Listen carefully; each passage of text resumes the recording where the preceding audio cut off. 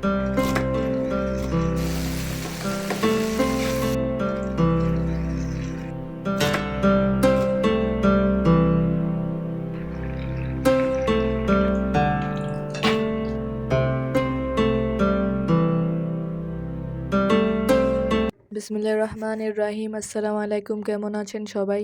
আজকে আপনাদের জন্য আবারও একটা ব্লগ নিয়ে হাজির হয়েছি।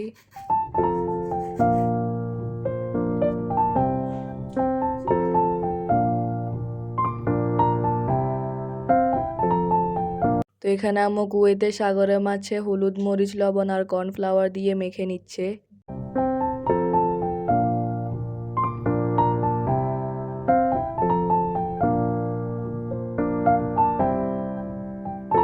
তো এখানে আম্মু মাছগুলো সরিষার তেলে ভেজে নিচ্ছে। এই মাছটা অনেক মজা, আমাদের ঘরের সবাই এই মাছটা পছন্দ করে। আপনাদের কাছে যদি ভিডিও একটু ভালো লেগে থাকে তাহলে অবশ্যই যারা ফেসবুকে দেখছেন লাইক, ফলো, শেয়ার দিয়ে দিবেন, আর ইউটিউবে দেখলে সাবস্ক্রাইব করে দিবেন।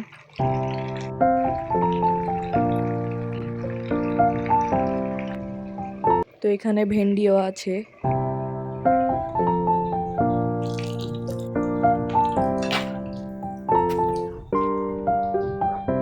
যারা যারা আমার বাটার চিকেনের রেসিপি দেখতে চান, আমি কিভাবে বাটার চিকেন বানিয়েছি, তারা অবশ্য ভিডিও ডিসক্রিপশন চেক করে নেবেন, কারণ আমি ওইখানে ভিডিওর লিঙ্ক দিয়ে রেখেছি। আর বাটার চিকেন ইন্ডিয়ান রেসিপি হওয়ায় আমি ওখানে হিন্দিতে কথা বলেছি। যারা এই রেসিপিটা বাংলায় চান তাহলে অবশ্যই কমেন্ট করবেন। আমি আরেকটা ভিডিওর লিঙ্কও দিয়ে রেখেছি, সেটা অবশ্যই চেক করে নেবেন। তো এখানে আম্মু মাছ ভাজি করা শেষ, সাথে ভেন্ডি আর ডালও ছিল।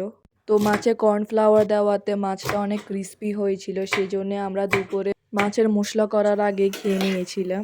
তো এই তো এখন আম্মু মাছের মশলা করার জন্য পেঁয়াজ, টমেটো, কাঁচামরিচ, হালকা মশলাপাতি দিয়ে ভেজে নিচ্ছে।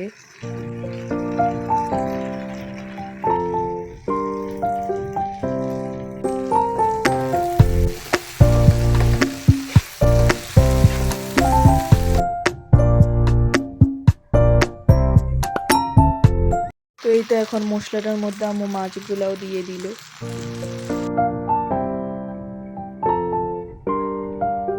তো এখন হচ্ছে সন্ধ্যা। তো এখানে আম্মু বাংলাদেশি বিস্কিট, লেক্সাস, মুড়ি আর চায়ের সাথে মিক্স করে খাবে। কারা কারা এভাবে চা খান অবশ্যই কমেন্টে বলবেন।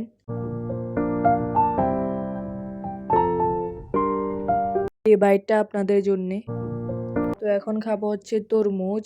তরমুজটা দেখতে যেমন সুন্দর, খেতেও তেমন মজার ছিল। তো এখন হচ্ছে ডিনারের পালা। এই মাছটা অনেক মজার ছিল। সবাই ভালো থাকবেন, সুস্থ থাকবেন। আল্লাহ হাফেজ।